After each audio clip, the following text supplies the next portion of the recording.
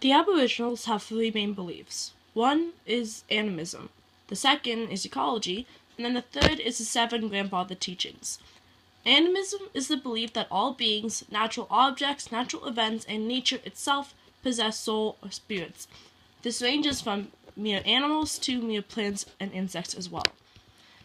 The natives also believe in ecology, and so there are three moral teachings that ecology gives to Aboriginal peoples and to others. This being interdependence between people and creation, connection between poverty and the environment, and sacredness of the earth. So the moral teachings of this are to influence the fact that they are connected not only with themselves to the earth, but everybody else to the earth, and that the earth should be taken care of and respected rather than just used of. So there are 5 challenges that pose a threat to ecology. The 5 being indiscriminate use of advances in science and technology, pollution resulting from the dominance of economic interests over other values, lack of ecological balance due to imbalance among rich and poor and use of natural resources, ecological damage caused by war, and finally connection between the development of the earth and human development.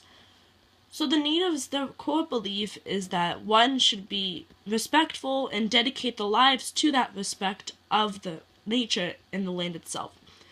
But with the threat of all of these, it tears apart that connection and it destroys that respect because people aren't paying attention to their actions and how that does inevitably affect the world around them. So they also believe in the 7 grandfather teachings. So the 7 grandfather teachings are love, respect, honesty, wisdom, humility, truth, and bravery. So love is represented by the eagle. So the eagle is chosen because it can fly higher than any of the other animals. So that means that it can get the closest to the creator. So love is achieved once one is able to acknowledge the importance of their own spirituality and the part in sustaining the earth. So they use the eagle because of this, because the eagle recognizes and accepts and acknowledges the importance of the earth, and because it has that communication with the creator unlike the other animals. And then respect is symbolized by the buffalo. So the buffalo is the most common food source that the Aboriginals got, so they chose the buffalo in order to represent how the buffalo gave its life for humans, so that to show respect and honor the dead, they only take what they need. So the buffalo created a sustainable relationship from this, which included the Aboriginals only taking what they need and no more. So the Aboriginals are not people that overuse things. They only take what they need and they leave the rest. So they're not greedy, to be honest. So then next is honesty, and honesty is symbolized by the sabe. And the sabe reminds people to be honest to the laws of the creator. And then next is wisdom, and that's symbolized by the beaver. So wisdom means that the community is built upon the concept of sharing. So to build a community, gifts and skills are needed and given to the people from the creator. And these skills and gifts, they need to be all put together in order to work and create a functioning society. So the beaver was chosen because of its large teeth that need to be used constantly, or else the teeth would grow too large and render the beaver useless. So the next is humility.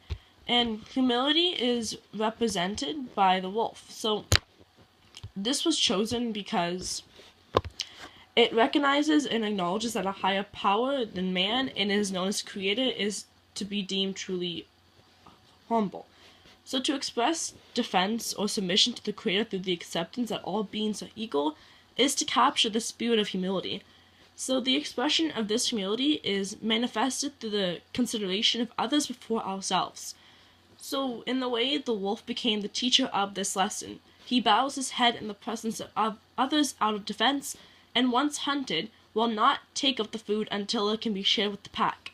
The lack of ignorance and respect for his community is a hard lesson, but it's important in the Aboriginal way.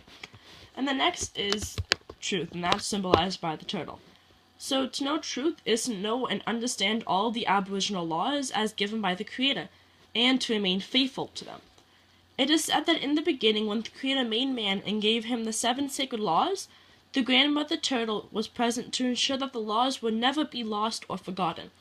On the back of the turtle are the 13 moons, each representing the truth of one cycle of the Earth's rotation around the sun. The 28 markings on her back represent the cycle of the moon and of a woman's body. The shell of the turtle represents the body, real events as created by the higher power, and serves as a reminder of the Creator's will and the Creator's teachings. And then the next is courage. So, the bear provides many lessons in the way it lives, but courage is the most important teaching it offers. So, through the gentle, by nature, the ferociousness of the mother bear when one of her cubs is approached is the true definition of courage. To have the mental and moral strength to overcome fears that prevent us from living our true spirit as human beings is a great challenge that must be met with the same vigor and intensity as a mother bear protecting her cub. Living of the heart and living of the spirit is difficult, but the bear's example show us how to face any danger to achieve these goals. So, these are just the main beliefs that the Aboriginals have.